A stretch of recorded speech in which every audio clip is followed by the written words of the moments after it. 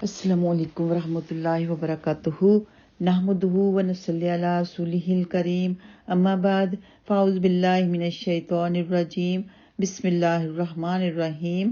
کیسی ہیں میری سب بہنیں؟ اللہ سبحانہ تعالیٰ آپ سب کو خوش رکھے، صحت و تندرستی اور ایمان کی حالت میں رکھے۔ تو آج انشاءاللہ تعالیٰ ہم اعتکاف کے بارے میں بات کریں گے، کیونکہ بہت سی بہنوں کا خیال ہے کہ وہ گھر میں اعتکاف کر سکتی ہیں، جبکہ مسجد میں کرنا قرآن سے ثابت ہے۔ اللہ سبحانہ تعالیٰ نے واضح کر کے قرآن پاک میں فرما دیا ہے کہ وَلَا تُبَاشِرُوهُنَّ وَأَنْتُمْ عَاكِفُونَ فِي الْمَسَاجِدِ، اور اس کے علاوہ پارہ نمبر 1 کے آخر میں آیت نمبر 125 پڑھیں تو اس سے بھی آپ کو واضح پتہ چل جائے گا کہ اعتکاف مسجدوں میں ہوتا ہے۔ جیسے کہ اللہ سبحانہ تعالیٰ فرماتے ہیں کہ وَعَهِدْنَا إِلَىٰ إِبْرَاهِيمَ وَإِسْمَاعِيلَ أَن طَهِّرَ بَيْتِيَ لِلطَّائِفِينَ وَالْعَاكِفِينَ وَالرُّكَّعِ السُّجُودِ، فرمایا اور ہم نے حکم دیا ابراہیم اور اسماعیل علیہ السلام کو کہ وہ میرا گھر پاک رکھے طواف کرنے والوں اور اعتکاف کرنے والوں کے لیے۔ تو یہاں سے بھی صاف واضح معلوم ہو جاتا ہے کہ اعتکاف کہاں ہوتا ہے؟ پاک جگہ پر ہوتا ہے۔ مسجد ہی پاک جگہ ہے، گھر مسجد جیسا نہیں ہو سکتا۔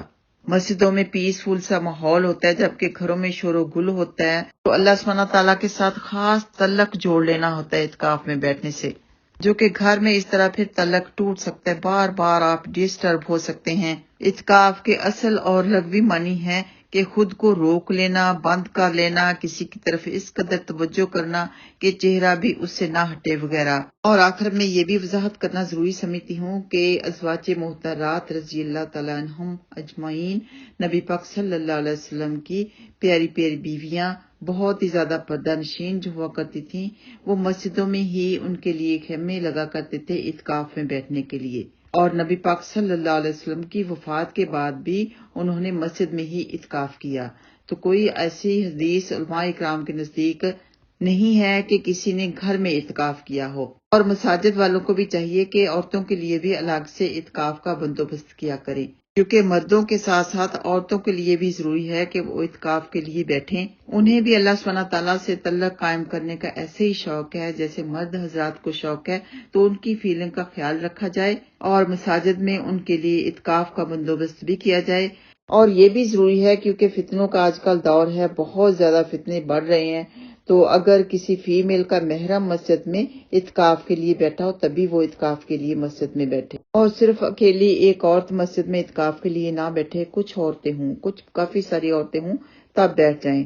جیسے کہ مسجد نبوی میں خاص بندوبست کیا ہوا ہے عورتوں کے اعتکاف کے لیے، تو وہاں کافی عورتیں ہوتی ہیں۔ لیکن جو عورتیں مساجد میں اعتکاف کے لیے نہیں بیٹھ سکتی، انہیں شوق ہے کہ وہ اعتکاف کے لیے بیٹھیں، تو وہ ایسے کر سکتی ہیں کہ گھر میں ایک خاموش جگہ پر اپنا جائے نماز بچھا لیں اور اللہ سبحانہ تعالیٰ سے گھر میں بیٹھ کر اپنا تعلق قائم کریں۔ گھر میں کسی کو کوئی کام کی ضرورت ہے، کسی کو کھانے کی ضرورت ہے، کسی کی افطاری کروانی ہے، کوئی بھی گھر میں کام ہے، تو کام کاج کر پھر دوبارہ وہاں پہ بیٹھ کے اپنا اللہ سبحانہ تعالیٰ کے ساتھ سرگوشیاں کرے، عبادت کرے، نوافل پڑھے، قرآن پاک پڑھے، تسبیحات کرے، تو انشاءاللہ تعالیٰ اس کی نیت پر بھی اللہ سبحانہ تعالیٰ اس کو اجر عظیم عطا فرمائیں گے۔ اور یہ بھی یاد رہے کہ شوہر کی اجازت کے بغیر عورت یعنی بیوی اعتکاف کے لیے نہیں بیٹھ سکتی۔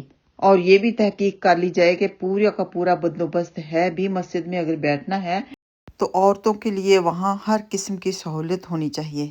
اللہ سبحانہ تعالیٰ ہم سب کے لیے آسانیاں فرمائے، ہمارے شوق کو اور بھی زیادہ بڑھائے، آمین یا رب العالمین۔ السلام علیکم ورحمۃ اللہ وبرکاتہ۔